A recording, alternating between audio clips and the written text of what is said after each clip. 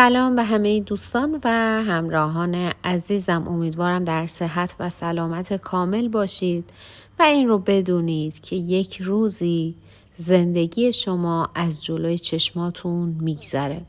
پس مطمئن بشید که این زندگیتون ارزش دیدن رو داره، چون اون لحظه هست که میفهمید ذات خوب و قلب بزرگ و مهربون برگ برنده یک انسانه. با هم آماده میشیم برای گرفتن فال امروز. هر نیتی که در ذهنتون دارید، نیت کاری، تحصیلی، احساسی، فرزند، هر نیتی که دارید انجام بدید. تا چند ثانیه دیگه میریم سراغ دیوان و من غزل و تفسیرش رو براتون میخونم.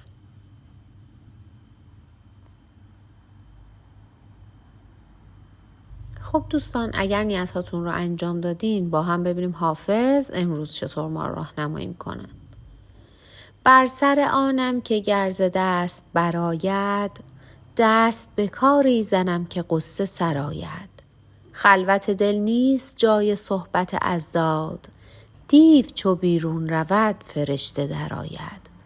صحبت حکام ظلمت شب یلداست، نور ز خورشید جوی بو که برآید. بر در ارباب بی مروت دنیا، چند نشینی که خواجه کی به در آید. ترک گدایی مکن که گنج بیابی، از نظر رهروی که در گذر آید. صالح و طالح متاع خویش نمودند، تا که قبول افتد و که در نظر آید. بلبل عاشق تو عمر خواه که آخر، باغ شود سبز و شاخ گل به بر آید. غفلت حافظ در این سراچه عجب نیست، هر که به میخانه رفت بی خبر آید. خب دوستان، باید بگم این غزل رو حافظ بعد از رانده شدن شاه شجاع از شیراز و تسلط شاه محمود و در واقع در زمان حکومت موقتی ایشون سروده شده. حافظ در فکر راهکاری هست تا اگر از دستش برمیاد به غم و غصه پایان بده و بعد از اون خاطر نشان میشه که دل جایی نیست که مخالفان در اون حضور داشته باشن. باید دیو بیرون بره تا فرشته وارد بشه. اما در تفسیر این غزل حافظ میگه به نظر میرسه شما تصمیم گرفتید که یک سری تغییرات رو در زندگیتون ایجاد بکنید و این تغییرات براتون خیلی سودمنده، چون تازه متوجه شدید که زندگی به غیر از بعد مادی و ثروت اندوزی یک بعد معنوی و اخلاقی هم داره و کسب کمالات و معنویات هست که در واقع باعث سعادت واقعی انسان میشه. اگر به سمت خودسازی حرکت کنید مطمئن باشید به شادی واقعی هم میرسید. دوستان، اگر قصد انجام کار جدیدی رو دارید، باید بگم این کار براتون خوب، سودآور، منفعت داره، به شرط اینکه به جای اینکه از دیگران کمک بخواید امیدتون به خداوند باشه و از هوا و هوس دوری بکنید. سعی بکنید صداقت داشته باشید در کارتون، رو راست باشید و دوز و کلک توی کارتون نداشته باشید. بهتره از غرور و جاه طلبیتون کم بکنید، به واقعیت‌های زندگی توجه بیشتری داشته باشید تا سختی‌ها هم از شما دور بشن، چون مشکلات شما با کمی دقت و تلاش قابل حله و با یک اراده قوی، با عزم راسخ میتونید به همه آرزوهاتون برسید و موفقیت رو برای خودتون رقم بزنید. و اگر در حال حاضر توی شرایط سختی قرار گرفتید، باید بدونید که زمستان سپری میشه و بهار از راه میرسه. همونطور که در بیت 7 گفته بلبل عاشق تو عمر خواه که آخر، باغ شود سبز و شاخ گل به بر آید. یعنی بعد از هر سختی آسانی هست، بعد از زمستان بهار از راه میرسه، باغ سبز میشه و درختان شکوفه میدن. بهار زندگی شما هم از راه میرسه، به شرط اینکه همت بکنید، دست از تلاشتون بر ندارید و با اراده قوی به سمت اهداف و آرزوهاتون قدم بردارید.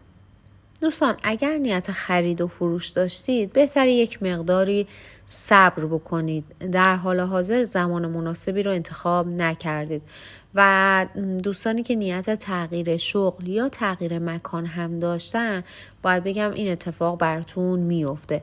و اگر برای ازدواج و طلاق نیت داشتید دوستان باید بگم ازدواج براتون عملی میشه، اما برای طلاق یک راه طولانی و سخت پیش روتون هست. یا باید صبر بکنید یا باید طاقت و تحملتون رو افزایش بدید. راه راحتی پیش رو ندارید. و دوستانی که برای تحصیل یا برای مهاجرت به بهانه تحصیل نیت داشتن باید بگم در امور علمی و تحصیلی هم موفقیت‌هایی براتون رقم میخوره. دوستان حافظ میگه شما فردی با اراده، شخصی که ظاهر و باطنش یکی، شکست ناپذیر و خوشبین هست و فردی که پشت کار داره هستید. و در مورد نیتتون، در مورد کاری که قرار هست انجام بدید، با توجه به خصوصیات اخلاقیتون حافظ بهتون توصیه میکنه که ناامیدی و ترس رو از خودتون دور بکنید که برای شما این کار رو عذاب آور میکنه. بهتره صبور باشید و از نتیجه کارتون لذت ببرید. خدا بهتون کمک میکنه در این راه. فقط باید یک مقداری دقت داشته باشید و هر چیزی رو در زمان خودش انجام بدید. وقت رو از دست ندید. فکر نکنید که زمان زیادی در اختیارتون دارید. و دوستان اگر نیت فرزند داشتید باید بگم 3 فرزند در طالع شما دیده میشه. در انتهای این غزل هم حافظ میگه استعدادها و توانایی‌هاتون رو به خوبی بشناسید. شاید اول کارتون امکانات زیادی در اختیارتون نباشه، امکانات کافی رو در اختیار نداشته باشید، اما پایداری به خرج بدید در این راه. به زودی امکانات لازم در حد نیازتون در اختیارتون قرار میگیره و شما میتونید با استعدادها و توانایی‌هایی که دارید برای خودتون موفقیت‌های خوبی رو به ارمغان بیارید. به خودتون ایمان داشته باشید، به هدفتون ایمان داشته باشید و استعدادها و توانایی‌هاتون رو دست کم نگیرید. از صمیم قلب سپاسگزارم که تا پایان این ویدیو با من همراه بودید. بودن شما، خوندن پیام‌هاتون و حضورتون در این مسیر برای من نه تنها دلگرم کننده است، بلکه یادآور اینه که هنوز هم میشه با واژه‌ها، با تأمل و با گفتگو نوری انداخت بر تاریکی‌های ذهن و دل. یادتون باشه هر بار که برای یادگیری، آرامش یا حتی یک لحظه مکث در میان روزمرگی هاتون وقت میذارید، در واقع دارید به خودتون احترام میذارید. این یعنی شما در مسیر رشد هستید و این بسیار ارزشمنده. اگر این ویدیو براتون مفید یا الهام بخش بود، حتما به ویدیوهای دیگه کانال هم یه نگاهی بندازید. شاید پاسخ سوالی که مدت‌ها در دلتون دارید در یکی از این ویدیوها پنهون شده باشه. با من همراه بمونید، چون این مسیر آگاهی و آرامشه و قرار هر بار عمیق‌تر این راه رو طی کنیم.